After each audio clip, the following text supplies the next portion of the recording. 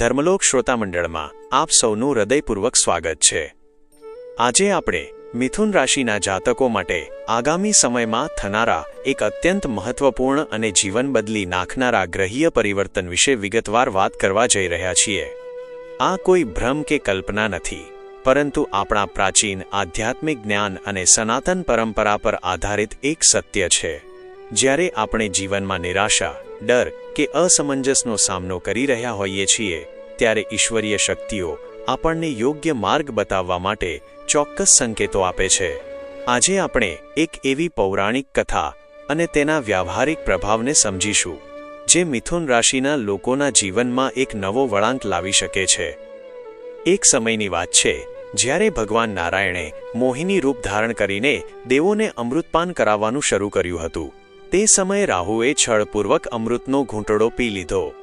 જ્યારે ભગવાને પોતાના સુદર્શન ચક્રથી રાહુનું મસ્તક કાપ્યું, ત્યારે તેનો ઉપરનો ભાગ રાહુ બન્યો અને નીચેનો ભાગ કેતુ બન્યો। કેતુએ તો નિવૃત્તિનો માર્ગ અપનાવી લીધો અને તપસ્યા માટે ચાલ્યો ગયો, પરંતુ રાહુ પોતાની પીડા અને તકલીફ સહન ન કરી શક્યો। તે અત્યંત દુઃખી થઈને દેવાધિદેવ મહાદેવના શરણમાં પહોંચ્યો। રાહુએ મહાદેવ સામે આજીજી કરી કે હે કરુણાના સાગર, હે મહાદેવ, મારી પીડા શાંત કરો। હવે હું આપના દ્વાર સિવાય ક્યાં જાઉં? મારો અવાજ કોણ સાંભળશે અને હું મારી વ્યથા કોને સંભળાવું? ભોળાનાથે રાહુ સામે જોયું અને અત્યંત શાંતિથી કહ્યું કે રાહુ, જે પણ થયું છે તે ભવિષ્યની કોઈ મોટી યોજનાનો જ એક ભાગ છે।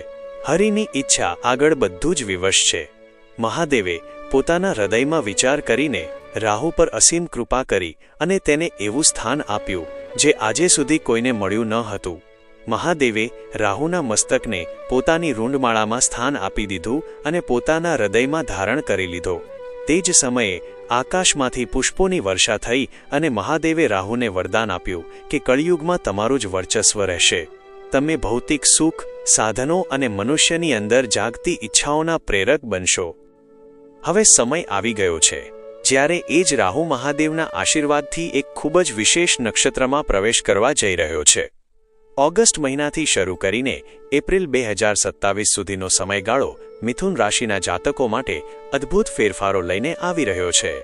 રાહુ ધનિષ્ઠા નક્ષત્રમાં પ્રવેશ કરી રહ્યો છે। આ એ જ નક્ષત્ર છે જેના દેવતા અષ્ટવસુ છે, જે તમામ પ્રકારની કામનાઓ પૂર્ણ કરનાર અને પુષ્કળ સમૃદ્ધિ દર્શાવનાર છે। વધુમાં આ નક્ષત્રના સ્વામી મંગળ છે, જે સાક્ષાત ભગવાન શિવના પરસેવાથી ઉત્પન્ન થયેલા તેમના પુત્ર છે। ધનિષ્ઠા નક્ષત્રનું પ્રતીક ડમરૂ છે, જે મહાદેવનું સૌથી પ્રિય વાજિંત્ર છે। આ સંયોગ દર્શાવે છે કે તમારા જીવનમાં ચાલી રહેલો ભય અને ભ્રમ હવે દૂર થવાનો છે। મધ્ય ડિસેમ્બર સુધી રાહુ તમારા ભાગ્યસ્થાનમાં રહેશે।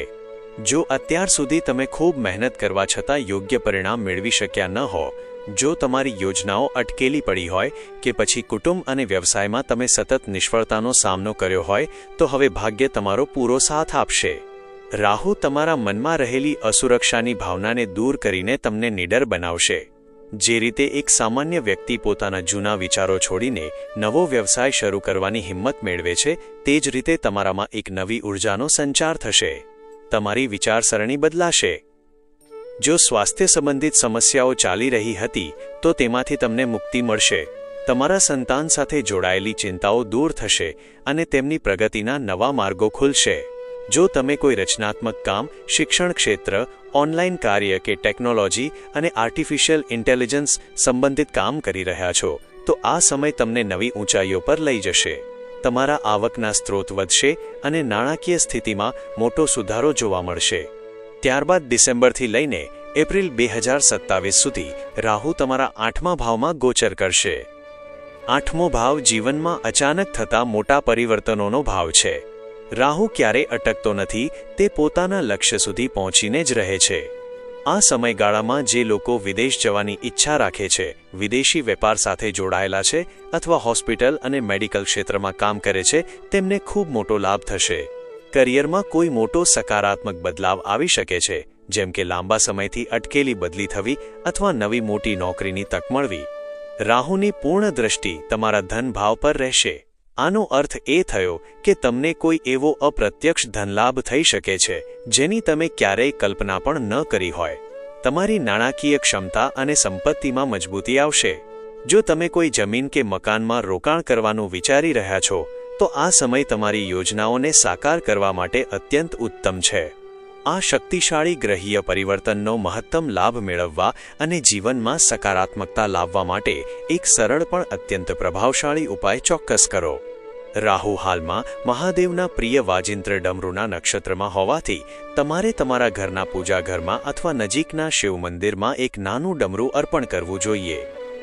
જો ઘરમાં ક્યારેય અશાંતિ કે નકારાત્મકતા અનુભવાય અથવા કરિયરમાં કોઈ અડચણ આવે ત્યારે આ ડમરૂનો નાદ કરવાથી ઘરમાંથી તમામ નકારાત્મક ઉર્જા નાશ પામે છે અને પવિત્ર શક્તિઓનો વાસ થાય છે.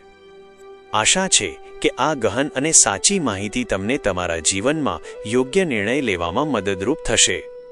જો તમને આ પ્રસ્તુતિ પસંદ આવી હોય અને અમારા સમજાવવાનો પ્રયાસ સાર્થક લાગ્યો હોય તો આ વિડિયો પર તમારો કિંમતી પ્રતિભાવ આપવાનું અને લાઇક કરવાનું ભૂલશો નહીં. કોમેન્ટ બોક્સમાં હૃદયપૂર્વક ઓમ નમઃ શિવાય જરૂર લખો. ધર્મલોક ચેનલ સાથે જોડાયેલા રહેવા માટે સબસ્ક્રાઇબ બટન દબાવો અને બેલ આઇકન પર ક્લિક કરો, જેથી આવનારા તમામ આધ્યાત્મિક વિડિયો તમારા સુધી સૌથી પહેલા પહોંચી શકે. આપનો દિવસ અને ભવિષ્ય હંમેશા ઉજ્જવળ રહે તેવી ભોળાનાથના ચરણોમાં પ્રાર્થના.